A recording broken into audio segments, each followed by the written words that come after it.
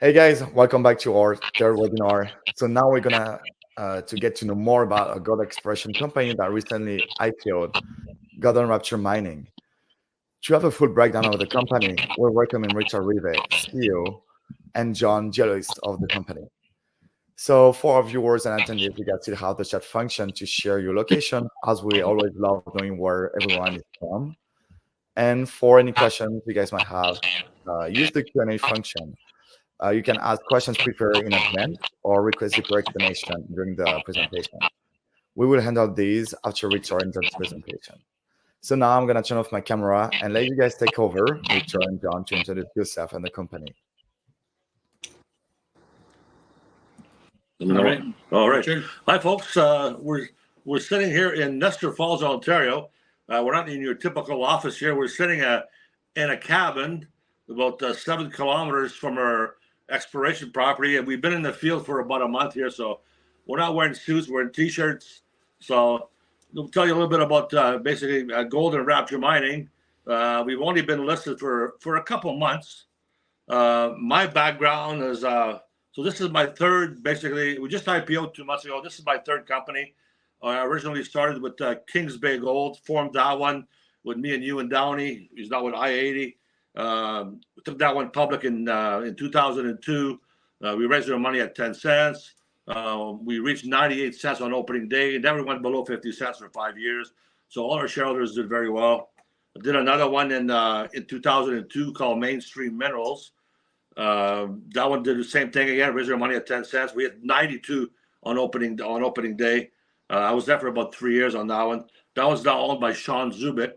It's called it's an energy company now in uranium. So radio fuels energy is what it's called. So, and there we are now. We just basically IPO'd here. There's only 22 million shares issued.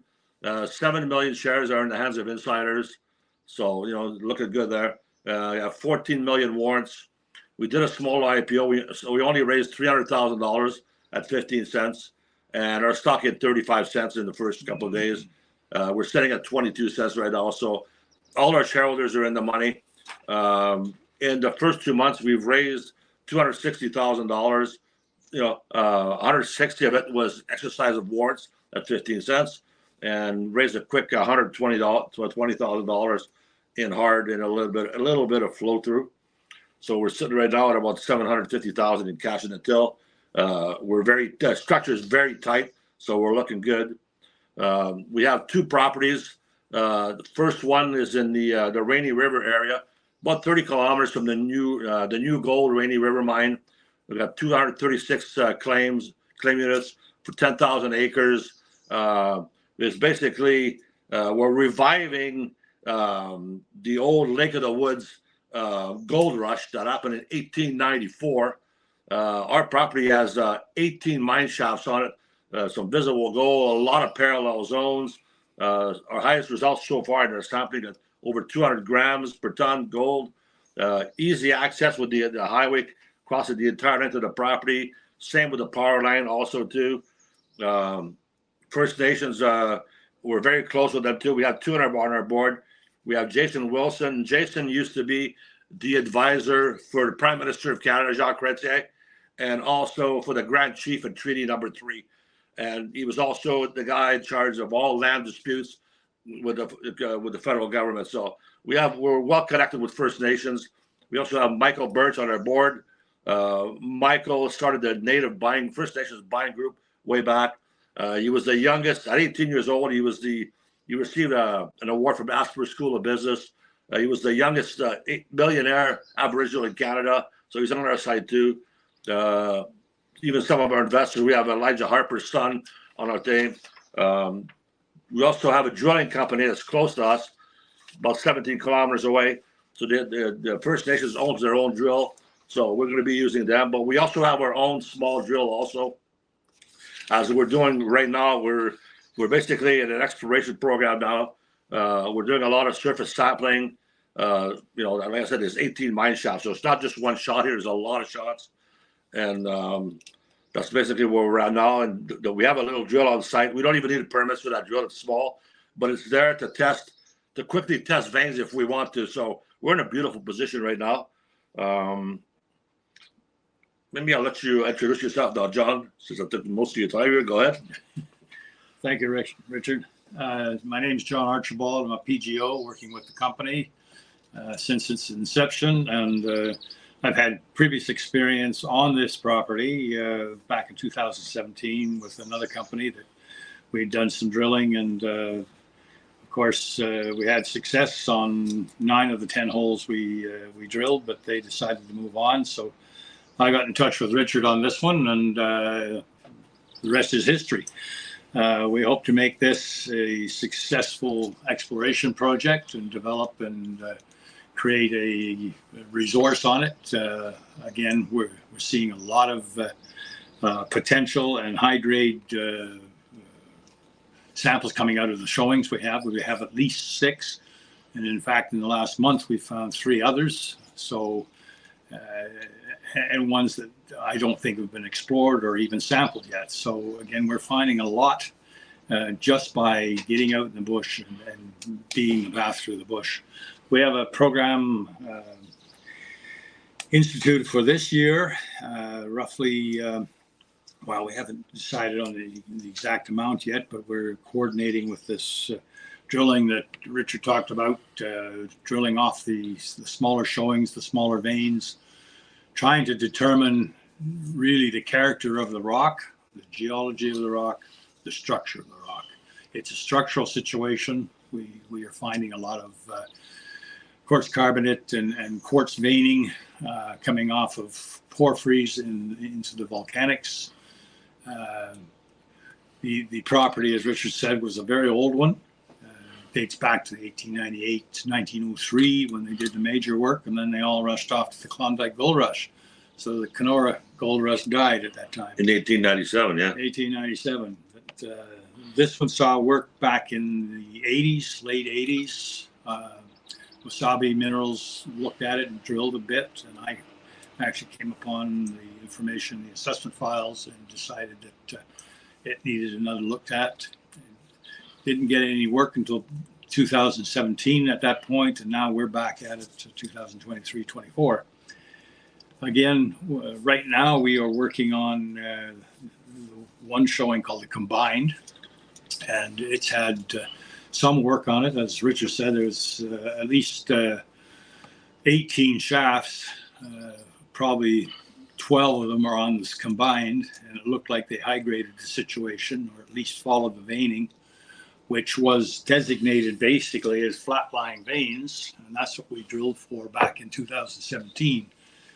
Looking at it a little bit, stepping back, we're seeing vertical veins now, which we missed in that drilling, and I think are the late-stage veining that brought in the gold. We're sampling some on surface now with our little drill. We have these results out, which we expect some results later, probably this week, from our first batch. And we're finding that this thing extends far off the main showing that they call it Combined. The Combined really, in the historicals and in the assessment files, shows that there's about 240,000 tons of drill inferred resource grading about 0.3 of an ounce per ton. That was by Nelson and Bray back in 1980, and it's been documented. But they did take 60 tons up to Kenora back in the early days. They did get a mill test, a bench test done back in 1904 on this 60 tons, and they got a grade of 0.33 ounces per ton. So a third of an ounce, and that was just from hand-picking samples and barging it up to Kenora at the time. There was no highway. As Richard says, there's a highway cuts through the property. There's a high voltage power line crossing the property, in fact, 2 power lines. We have infrastructure, as in trails and old timber trails. We have lake access to part of our property, and we're situated basically like, I feel, another Hemlo. Things actually cross the highway, under the highway, and if we're successful, we may become another Hemlo, I feel. It's an exciting time. Gold prices are up. Our values on the samples coming back are very high. We have to make some kind of basically an idea of what's really happening to the structure. And I believe there's a property-wide structure or several structures crossing the property that will carry gold and will hold up. We need to get some drilling done. Certainly need to do and rejig the old geophysics, the airborne mag, and we want to do some ground surveys as well, close into some of the showings to see exactly what's happening. There's a lot of magnetics that are giving us some deleterious directions. I'm not indicating deleterious really, but it's offset to the general strike of the geology. So there may be some more structure in there, east-west structure as well as north-south structuring that crisscross through here. Who's to say? We will be checking these and exploring them and sampling them. Luckily, we do have a lot of road cut rock, which we've started to sample, and we've had some success in doing some geology along it and sampling. Getting some values where nobody actually had gotten values before. And this is all this year. This is new.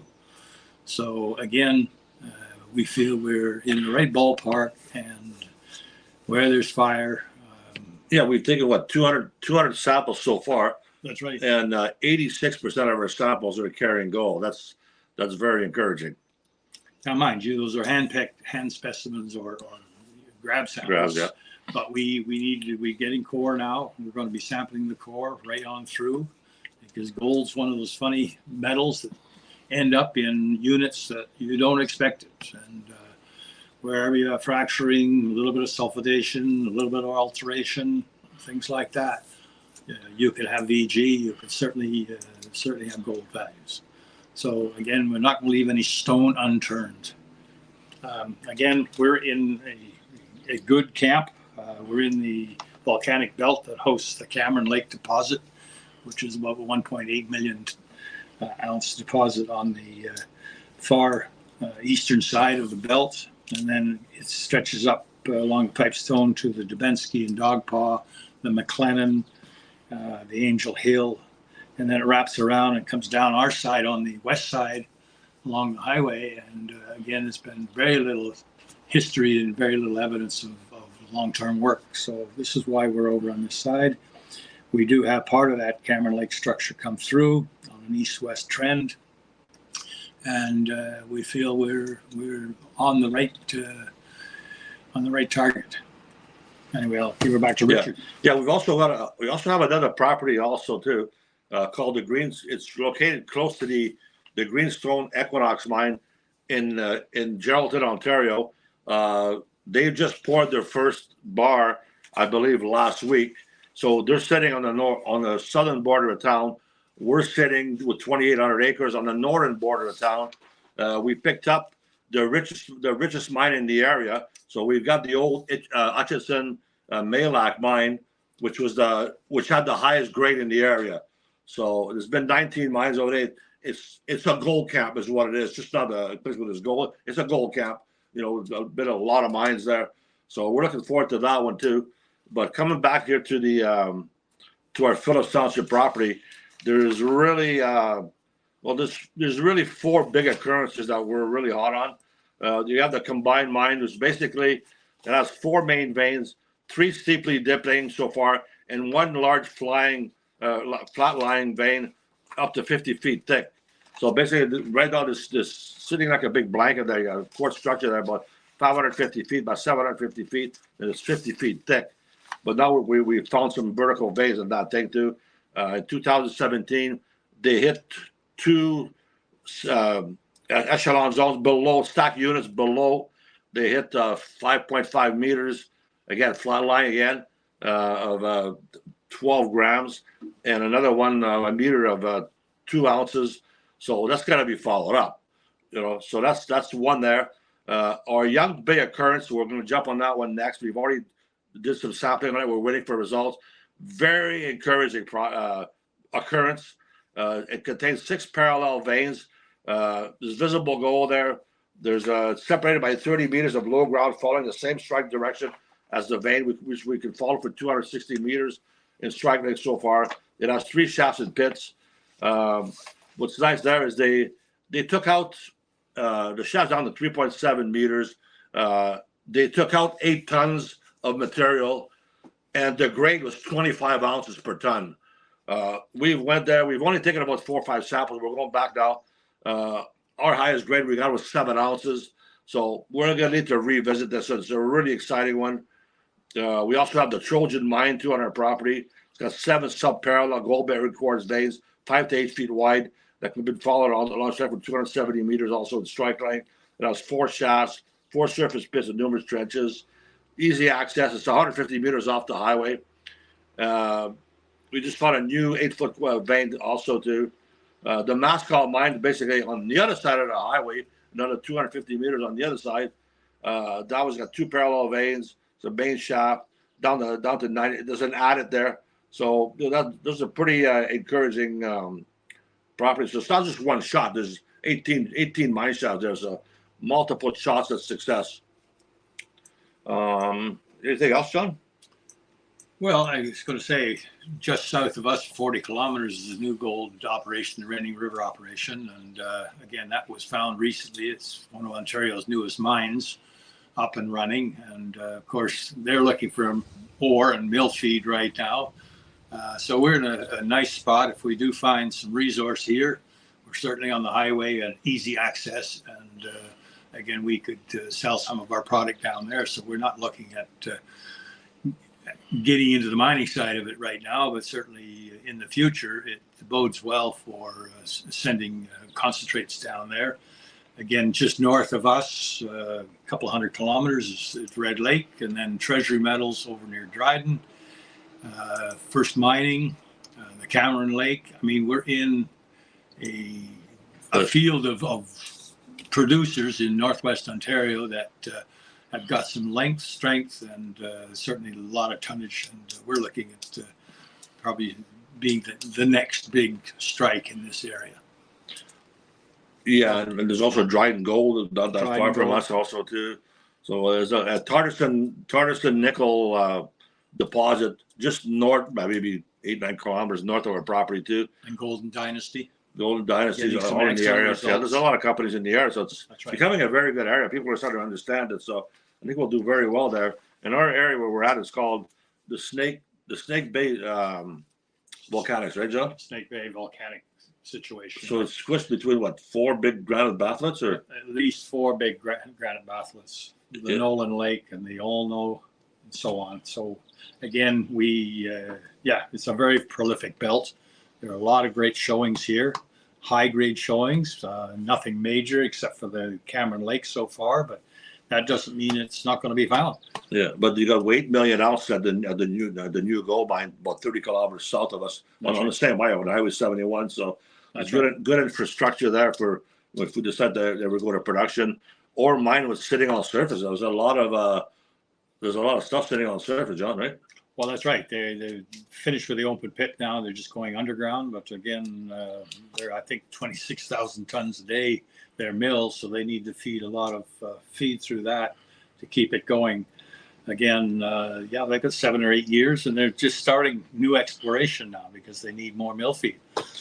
So again, they were in the mine production mode, but at this point, they're going to expand their exploration. Yeah. So what people can expect from Golden Rapture here in the coming weeks and months is we started exploration here. We're here to stay now. We're probably going to raise a little bit of more money as we need, but we don't need it now. So we're going to continue our sampling program, and like I said, our drill is here, ready to go. We started 1 hole already.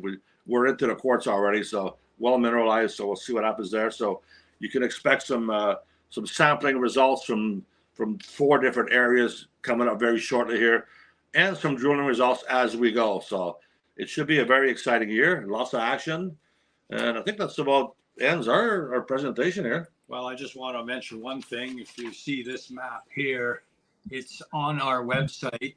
I think it's the cover page, and really it's the residual magnetic map that John Ryder put together for us, and it shows the magnetic trends through our property. And at this point, it looks like a lobster claw to me, an upside down lobster claw, but it shows a lot of trending. Mm-hmm. We do have magnetic gabbros. The volcanics are magnetic, and it looks some of the intrusives in there are being pinpointed and highlighted. So that's just what we're really concentrating our work around, these intrusive bodies. That seems to be the area the gold seems to reside in. Yeah, so we're not just looking for your typical anomaly that we can't see. You know, we have veins on the surface up to 20 feet wide. So, you know, a lot of 8 foot, 5 foot, 8 foot, all over the place. So, you know, a lot of surface targets that are ready to go right now.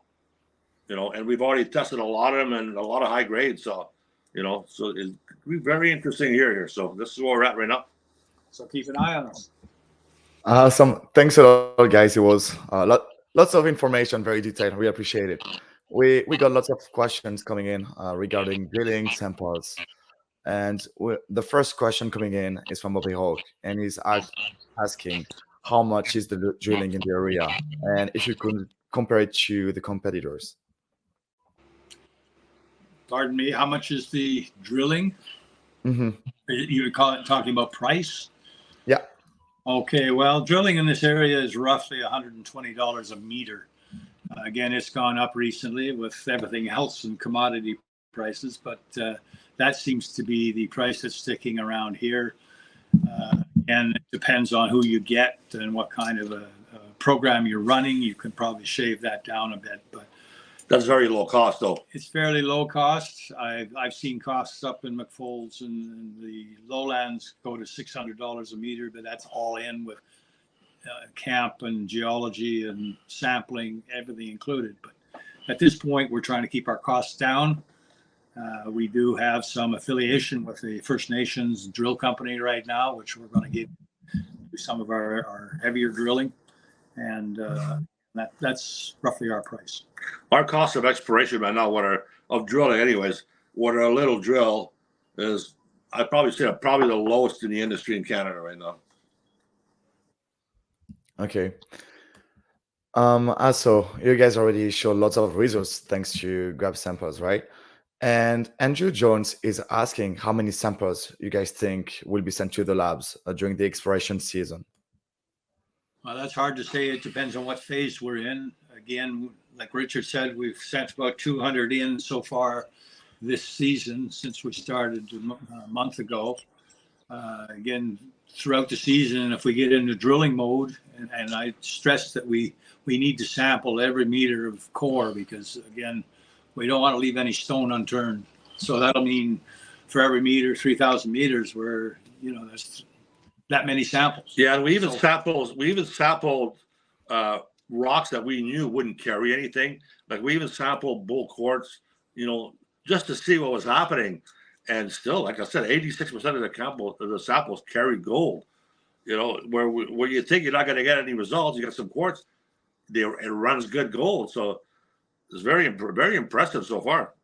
One thing I must mention, though, there is VG, visible gold, seen, and a lot of it is very, very micron small in size.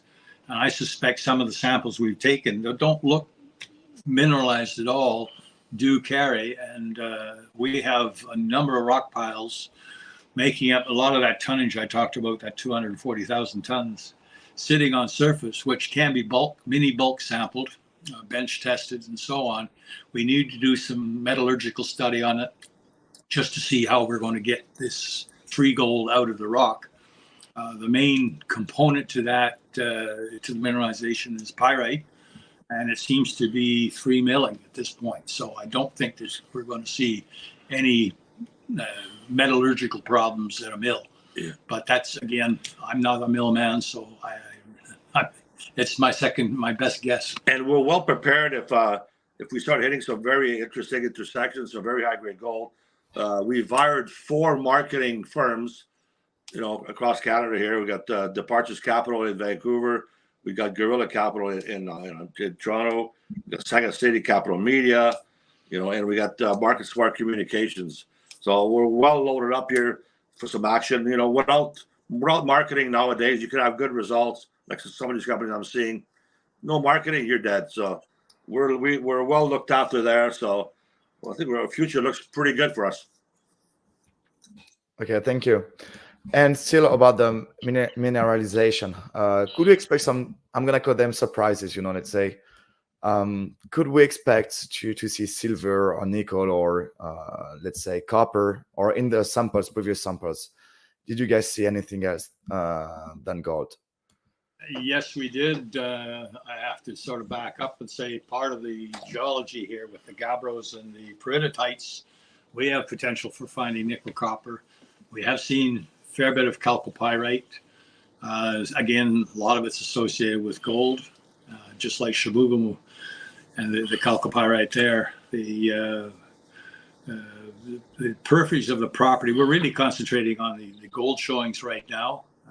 But again, as the program progresses, we need to look at all aspects and all parts of the property. We've even seen cobalt bloom on some parts of our property, John. That's right, around the peridotite. So again, the potential is there. There is always a little bit of silver in with the gold, but not a lot. The gold seems to be very consistent and very pure. Again, like a lot of the showings in this area, and Miranda did a lot of work on it in the past on these high-grade showings. They were going to put a gold mill in years ago and mine a lot of these little showings because they're very high grade, but not a lot of tonnage. Again, we're looking outside those envelopes, outside the quartz veining, and we're finding sulfides 2, 3, 4 feet wide beyond the veining, and we're going to be sampling those because I suspect it may be lower grade, but there'll be gold in the sulfides. Yeah. Okay, thank you for the answer. We also have some financial questions as well, and I'm pretty sure it's gonna be more you, Richard, who's gonna answer this one. Could you tell us? Jackson is asking this question: how much insider ownership do you have? Actually, 23 million shares right now issued. The 7 million that's in the hands of insiders. Okay, so that leaves whatever it is, 15 million. But I would say that half of our shareholders don't even have brokers accounts because most of our shareholders have never invested before. There's only 250 shareholders in the company right now, and like I said, yeah, most of them don't even have accounts open yet. So the stock is going to be very tight for now. Thank you. We have another question still about shares financials from Breeze. He's asking what are the exercise price of the outstanding warrants?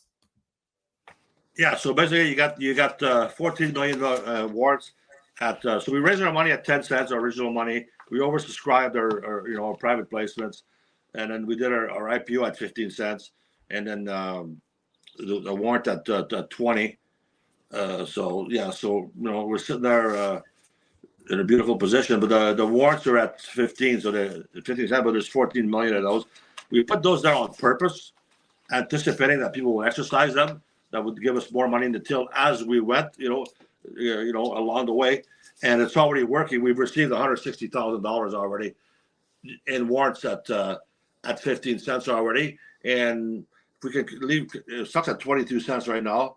If we continue leaving our stock at least 22 or 25 cents, we could end up with $2 million in cash just with those warrants. So we're planning on that, and that's what our plan. We want to achieve that. So. Thank you. Now moving forward, we have a question from Oriol Ignacio for the long run. So the question is, what is the long-term plan to increase current resources? Well, basically, we're going to keep exploring. Keep exploring right now like we're doing. We're waiting for some stuff coming back from the lab. We've got 4 different batches that are at the lab right now that we're waiting for. So there'll be all 4 different news releases coming out. And we got our little drill here. It can drill to a depth of 150 meters. So we're ready to rock here. So we're in control. We're independent. We don't even need permits for a little drill like that. So we're ready to rock. I think basically what you were asking was we're going to assess each of the showings, the occurrences, and decide, exactly what the characterization is. At that point, then we can design the program to follow up to depth what the showings are telling us and where the gold is headed for. We're just trying to figure out at what depth and where it's headed. And for that, then we can design the drill program, we can design these ground surveys and so on, and the future sampling program to find a reserve or a resource, basically from each of the showings. None of them have really been drilled. The combined is the only one that's had a drill on it, and the maximum depth on that was a couple of 100 feet, the deepest hole. Most of them are around 100 feet, just to chase this flat vein. Like we said, we found at least 3 vertical veins now, which really have not been touched. And if that is what I call the juice that's bringing up the hydrothermals for the gold, then we need to cross-cut those things and see what they mean. And I believe they're stacked, they're en echelon. So we may have a number of them we haven't even seen, because there's a lot of ground cover in there, a lot of overburden cover. And the property is probably 60% covered with either lakes, swamps, overburden, and so on. So they really only touched the hilltops. And at that point, as you got to remember, I mean, they explored back in 1900, 1903, and followed their noses. They didn't have the drills, the technology, and so on to look deeper. So we do have it, and we expect to use those tools. Thank you.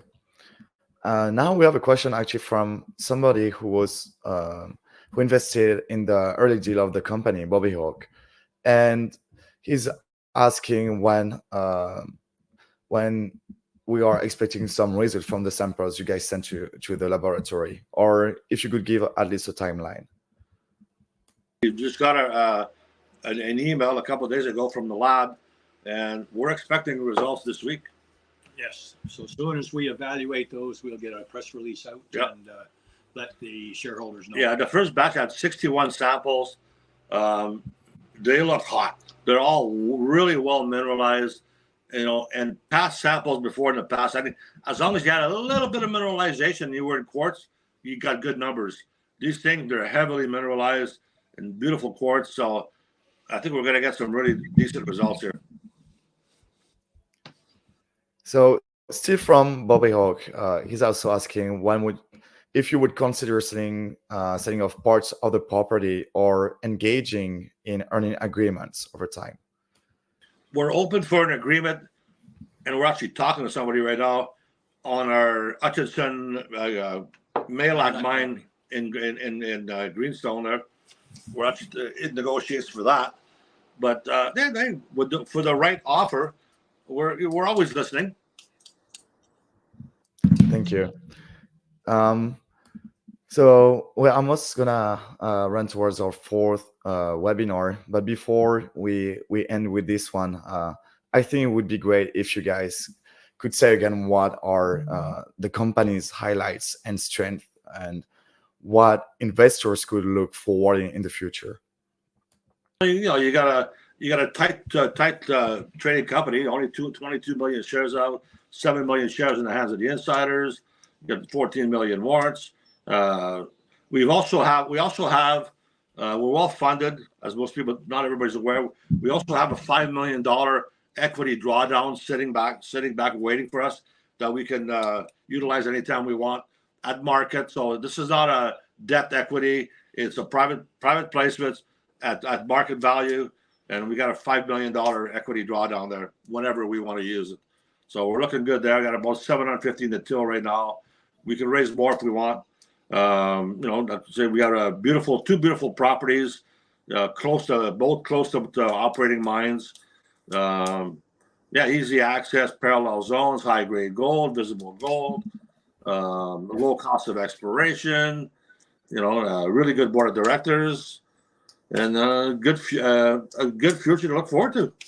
Remember, Rick, we also have some of the institutional buyers, the big buyers, looking at us too. Eric Sprott and Rob McEwen, and even First Mining are asking me, at times, how's the program going? So I know we're being watched by some of the bigger funding or funds, and certainly some of the majors, if we get some excellent results in here, they'll be knocking on the door as well. So that's always boding well for a small junior. Okay, awesome. Well, thank you, Richard and John, for the detailed presentation. It was very informative. Obviously, looking forward to reading your news release and everything else. Thank you again for attending this as well. And now we're gonna move towards our fourth webinar, which is about Togvan Ventures. Thank you guys again. One more quick thing, Mark. I'm one of those CEOs that my phone is always on. So anybody wants to reach out to me, even when I'm in the field, 780-729-5395. The phone is always on. Awesome. Thank you guys. Good.